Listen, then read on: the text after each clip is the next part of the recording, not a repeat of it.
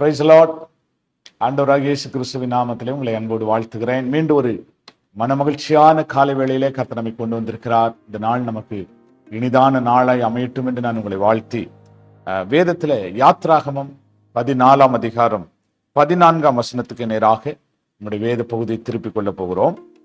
இப்படி வேதம் சொல்லுகிறது, கர்த்தர் உங்களுக்காக யுத்தம் பண்ணுவார், நீங்கள் சும்மா இருப்பீர்கள் என்றார்.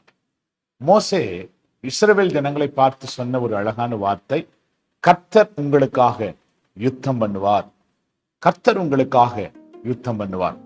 தேவ பிள்ளைகளே, இன்றைக்கு நம்முடைய வாழ்க்கையில பலவிதமான சத்துருக்கள் நம்முடைய வாழ்க்கையில, நம்ம ஆவிக்குரிய வாழ்க்கையிலும் நம்முடைய சரீர பிரகாரமான வாழ்க்கையிலும் நாம் முன்னேறக்கூடாதபடி பல சத்துருக்கள் எழும்பிக் கொண்டே இருக்கிறார்கள். பல சத்துருக்கள் நம்மோடு கூட போராடி கொண்டிருக்கிறார்கள்.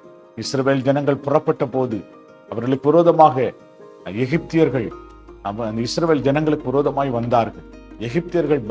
இஸ்ரவேலர்கள் பயந்து போயிருக்கிறாங்க. ஆண்டவரே, எகிப்தியர்கள் எங்களுக்கு என்ன செய்வாங்க தெரியலையப்பா புலம்பிக் கொண்டிருக்கும் போது மோசே ஒரு நல்ல வார்த்தை சொல்றாரு, நீங்க பயப்படாதீங்க, உங்களுக்காக கர்த்தர் யுத்தம் பண்ணுவார். தேவ பிள்ளைகளே, உங்களுக்கு விரோதமாய் இன்னைக்கு சத்துருக்கள் எழும்பியிருக்கலாம், போராட்டம் எழும்பியிருக்கலாம், பலவீனங்கள் எழும்பியிருக்கலாம், வேதனைகள் எழும்பியிருக்கலாம், சத்ருவினுடைய சகல காரியங்கள் உங்களை மேற்கொள்வது போல இருக்கலாம். நீங்க பயப்படாதீங்க, கர்த்தர் உங்களுக்காக யுத்தம் பண்ணுவார்.